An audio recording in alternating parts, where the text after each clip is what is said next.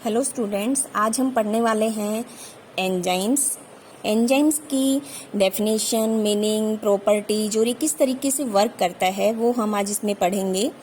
सबसे पहले हम देखते हैं एंजाइम की डेफिनेशन। Enzymes are biomolecules synthesized by the living cells. ये बायोमोलिक्यूल होते हैं। बायोमोलिक्यूल हम इसलिए भी बोल सकते हैं क्योंकि ये लिविंग में क्या आते हैं, बायो के अंदर क्या आता है, जितने भी लिविंग एनिमल और प्लांट्स हैं वो सभी किस में आते हैं, बायोलॉजी में हम स्टडी करते हैं। तो ये जो लिविंग सेल है उसके अंदर सिंथेसाइज किया जाता है, मीन्स उसी के अंदर ये बनता है और बायोलॉजिकल रिएक्शंस के अंदर पार्टिसिपेट करता है।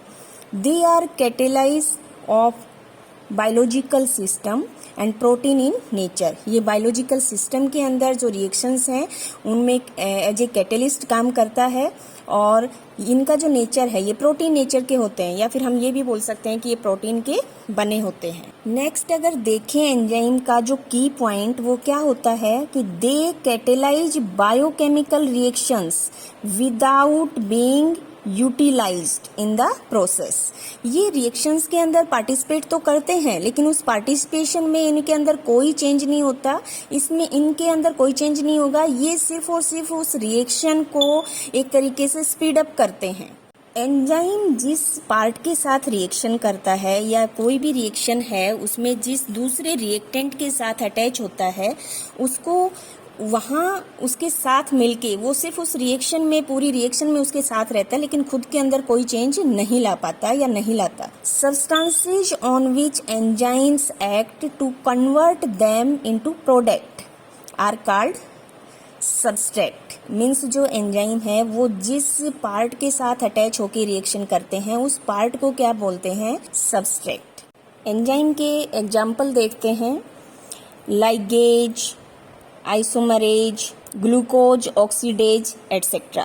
यहाँ पर हम क्या देख पा रहे हैं कि जो भी नाम है उसके सामने, उसके जो लास्ट में क्या लगा हुआ है, ase. Enzymes are generally named for after adding the suffix ase to the name of the substrate. Enzymes acting on nucleic acid, means जिस भी सबस्ट्रेट के साथ वो रिएक्ट करेगा उस सबस्ट्रेट के आगे हम एज लगा देते हैं, वो क्या बनेगा, एंजाइम बन जाएगा। तो यहाँ enzymes acting on nucleic acid are known as nuclease. तो यहाँ हमने एंजाइम का जो भी इंट्रोडक्शन पार्ट है उसमें हमने क्या पढ़ा कि एंजाइम हैं वो प्रोटीन नेचर के होते हैं, बायोलॉजिकल प्रोसेस है उसमें पार्टिसिपेट करते हैं, बायोकेमिकल रिएक्शंस के अंदर पार्टिसिपेट करते हैं बट खुद के अंदर कोई चेंज नहीं लेके आते।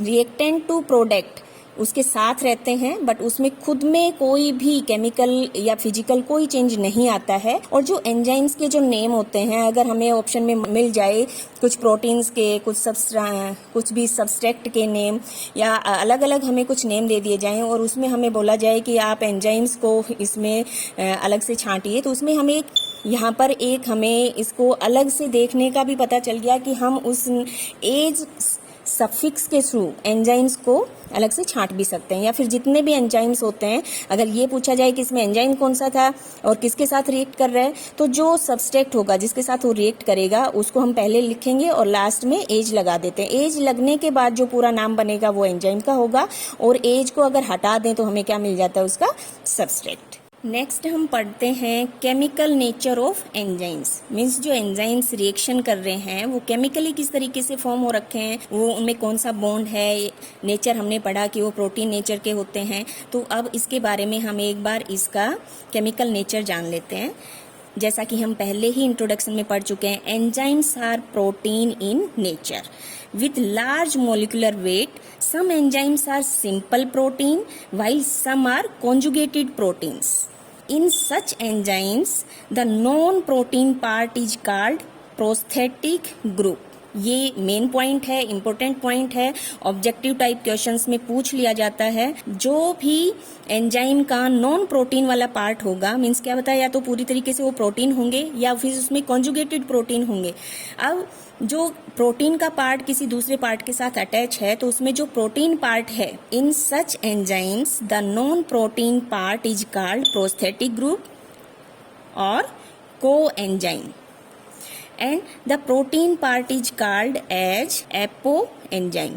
यहाँ पर जो एंजाइम है उसको दो पार्ट में एक तरीके से डिवाइड कर दिया कि एक वो पार्ट जो प्रोटीन का बना हुआ है और एक वो पार्ट जो प्रोटीन से बना हुआ नहीं है। जो पार्ट प्रोटीन से बना हुआ होगा उसको हम क्या बोलेंगे, एपो एंजाइम, और जो नॉन प्रोटीन पार्ट होगा उसको प्रोस्थेटिक ग्रुप या को एंजाइम दोनों बोला जा सकता है। The complete structure of apoenzyme and prosthetic group is called as holo enzyme. Means जो एंजाइम है उसका प्रोटीन और नॉन प्रोटीन पार्ट दोनों का अगर देखा जाए, जिसको हम क्या बोल रहे थे, प्रोटीन पार्ट को हम एपो एंजाइम बोल रहे थे और नॉन प्रोटीन पार्ट को हम प्रोस्थेटिक ग्रुप बोल रहे थे। इनको कंबाइंड फॉर्म में देखा जाए तो जो भी बनेगा फाइनली दोनों को अटैच करने के बाद उसको हम क्या बोलेंगे, होलो एंजाइम।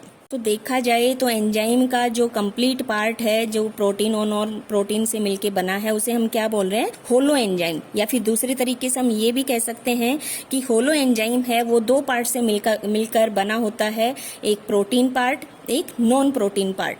जो प्रोटीन पार्ट है उसको एपो एंजाइम बोला जाता है और जो नॉन प्रोटीन पार्ट है उसे को एंजाइम भी बोल सकते हैं या फिर प्रोस्थेटिक ग्रुप भी बोला जा सकता है। Apoenzyme is protein part of an enzymes which is made up of alpha amino acids.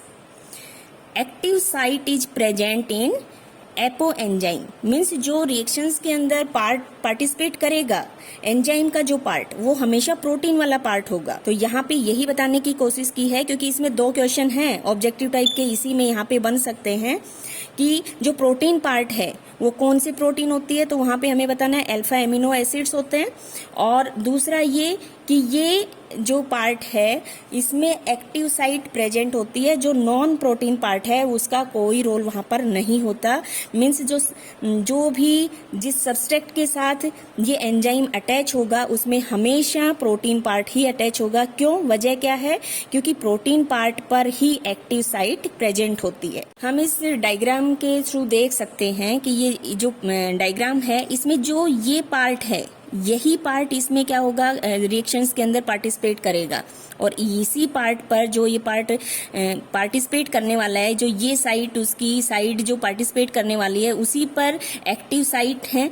या फिर हम ये कह सकते हैं जहाँ जो प्रोटीन का पार्ट होगा उसका पार्ट एंजाइम में जो प्रोटीन वाला पार्ट होगा उसी पर एक्टिव साइट प्रेजेंट होंगी और वही साइड है वो किसी भी सबस्ट्रेट के साथ रिएक्शन करेगी या उसके साथ अटैच होगी। जो दूसरा पार्ट होगा जिसको हम नॉन प्रोटीन पार्ट बोल रहे थे या प्रोस्थेटिक ग्रुप बोल रहे थे उसका वहाँ पर कोई रोल नहीं होगा।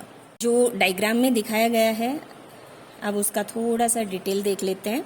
Prosthetic group is non protein part of an enzyme, it is non specific. Specific कौन सा होगा, प्रोटीन वाला पार्ट होगा जिसको हम एपो एंजाइम बोल रहे थे, क्योंकि ये स्पेसिफिक साइट होगी वही किसी उसी पर्टिकुलर जो सबस्ट्रेट होगा उसके साथ रिएक्शन कर पाएगा, अटैच हो पाएगा।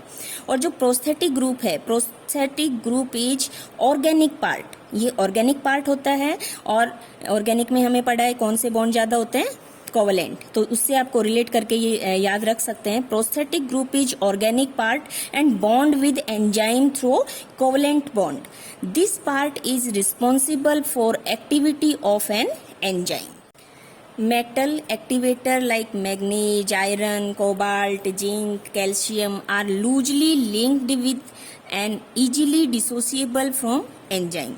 सच एंजाइम्स आर कॉल्ड, क्योंकि मेटल के साथ हैं, such enzymes are called metal activated enzyme.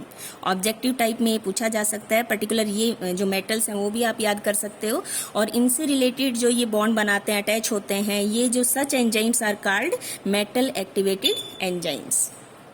एक स्ट्रक्चर के थ्रू हम देख लेते हैं कि जो एंजाइम है वो जिस भी पार्ट के साथ रिएक्शन करता है उसको हम क्या बोलते हैं, सबस्ट्रेट।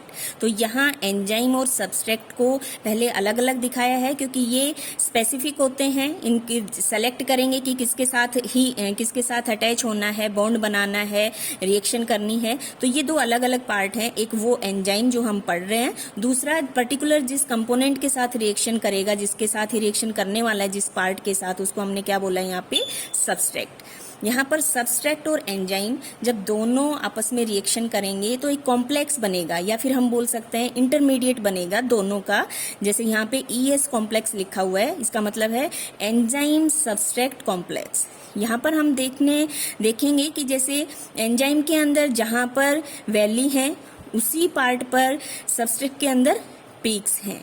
तो ये एक तरीके से इनकी साइट है जिसको हम एक्टिव साइट कह रहे थे, ये वहीं पे ये वर्क करेगा। जब दोनों अटैच हो जाते हैं, दोनों एक कॉम्प्लेक्स बना लेते हैं, इंटरमीडिएट बना लेते हैं, उसके बाद क्या होता है, प्रोडक्ट बनता है और एंजाइम स्टार्टिंग में जिस तरीके से रिएक्शन में पार्टिसिपेट कर रहे थे, फाइनली हम वैसे कि हमें ये वैसे कि वैसे ही मिल जाते हैं, इनमें कोई चेंज नहीं होता। तो ये एंजाइम से रिलेटेड जो रिएक्शंस होती हैं उनका ये मेन पार्ट होता है कि एंजाइम रिएक्शंस के अंदर पार्टिसिपेट जरूर करते हैं लेकिन खुद के अंदर उसमें किसी टाइप का कोई चेंज नहीं आता। एक तरीके से ये बोल सकते हैं कि रिएक्शंस की जो स्पीड है उसको बढ़ाते हैं। नेक्स्ट हम पढ़ेंगे properties of enzyme. Properties of enzyme very very important topic है। बहुत बार एंजाइम्स की प्रॉपर्टीज एग्जाम में पूछी गई हैं, लॉन्ग क्वेश्चन में भी पूछा जाता है। तो हम इसमें पॉइंट वाइज इसकी प्रॉपर्टीज अब पढ़ने वाले हैं। फर्स्ट क्या है कि enzymes are complex macromolecules with high molecular weight. जो एंजाइम्स होते हैं वो हमने पहले भी उसमें पढ़ा कि बायोलॉजिकल मॉलिक्यूल्स हैं। मॉलिक्यूल्स तो हैं लेकिन वो किस टाइप के, ये हैं मैक्रोमोलिक्यूल्स, जो हाई मॉलिक्यूलर वेट जिनका होता है, साइज बड़ी होती है, स्ट्रक्चर बड़ी होती है। मैक्रो मीन्स बड़ा, मॉलिक्यूल वो मॉलिक्यूल जो साइज में बड़े होते हैं और उनका मॉलिक्यूलर वेट भी ज्यादा होता है। तो ये क्या है, enzymes are complex macromolecules with high molecular weight. जो सेकंड पॉइंट है वो क्या है, they catalyse biochemical reaction in a cell. ये सेल के अंदर बायोकेमिकल रिएक्शंस को कैटेलाइज करते हैं। और दूसरा, जितनी भी एंजाइम्स की से रिलेटेड जो रिएक्शंस होती हैं वो एक दोनों टाइप की होती हैं। वो बॉन्ड को ब्रेक करने वाली भी होती हैं और बॉन्ड मेकिंग भी होती हैं। तो they help in the breakdown of large molecules into small molecules, और स्मॉल मॉलिक्यूल्स को ऐड करके ये लार्ज में भी कन्वर्ट करने वाली रिएक्शंस शो करती हैं। तो यहाँ पर मैंने सिर्फ ये ब्रेकडाउन वाला लिखा है, बाकी जितनी भी रिएक्शंस होती हैं एंजाइम वाली वो दोनों तरीके की होती हैं। यहाँ मॉलिक्यूल्स को ब्रेक करके स्मॉल में भी कन्वर्ट किया जाएगा, स्मॉल को ऐड करके लार्ज मॉलिक्यूल में भी कन्वर्ट किया जाएगा। नेक्स्ट थर्ड पॉइंट है, enzymes do not start A reaction को स्टार्ट नहीं करते, however they help in accelerating it. एक तरीके से ये बोल सकते हैं कि जो रिएक्शंस को स्टार्ट करने के लिए जो एनर्जी चाहिए वो एंजाइम काम नहीं करते। एंजाइम उस रिएक्शन के स्टार्ट होने के बाद एक उसकी जो स्पीड है उसको, जो उसकी रेट ऑफ रिएक्शन है उसको बढ़ाने का काम करता है। Point number 4, enzymes affect the rate of biochemical reaction and not the direction of the reaction। ये जो रिएक्शन है उसकी डायरेक्शन चेंज नहीं करते। जो डायरेक्शन रहेगी रिएक्टेंट टू प्रोडक्ट या प्रोडक्ट टू रिएक्टेंट, उसमें इसका कोई रोल नहीं होता। ये जो उसकी रेट ऑफ रिएक्शन है उसको स्पीड अप करता है। नेक्स्ट जो पॉइंट है फिफ्थ, वो हम पढ़ते हैं, enzyme require in small concentration for any chemical change. Means जो केमिकल चेंज होते हैं एंजाइम्स के थ्रू, वहाँ पर उसकी बहुत ज़्यादा कंसंट्रेशन की ज़रूरत नहीं होती, ये स्मॉल अमाउंट में भी काम करते हैं।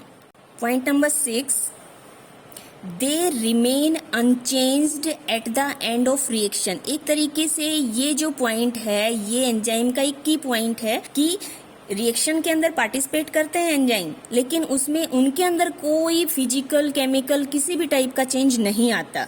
तो they remain unchanged at the end of reaction. जब रिएक्शन खत्म होती है, प्रोडक्ट बनता है, उस पॉइंट पर भी एंजाइम के अंदर कोई चेंज नहीं देखने को मिलता। Next, they do not alter the properties of and product. सिर्फ ऐसा ही नहीं कि देखने के अंदर साइज शेप में जो एंजाइम है वो अपनी प्रॉपर्टी चेंज नहीं करते। Alter means change. They do not alter the properties of and products. Last तक इसमें कोई चेंज नहीं होता। और ये इस तरीके से इनका केमिकल कंपोजिशन होता है कि चाहे वो रिएक्टेंट हो या प्रोडक्ट हो, उसके साथ अटैच होके ही चलते रहते हैं, लेकिन इसमें ये उनके अंदर कोई केमिकल चेंज नहीं लेके आते। Last point, usually enzymes catalyse reaction are reversible. जैसा कि मैंने पहले भी बताया कि जो एंजाइम्स होते हैं वो एक तरीके से दोनों डायरेक्शन में, ऐसा नहीं कि एक ही यूनिडायरेक्शनल रिएक्शन शो नहीं करते, रिएक्टेंट टू प्रोडक्ट और प्रोडक्ट टू रिएक्टेंट दोनों टाइप की रिएक्शन ये शो करता है। इसलिए हम बोल सकते हैं कि usually enzymes catalysed reaction are reversible, दोनों डायरेक्शन में होने वाली रिएक्शंस। इसी के साथ ये टॉपिक यहाँ तक का ख़त्म होता है। बचा हुआ पार्ट हम नेक्स्ट में डिस्कस करेंगे।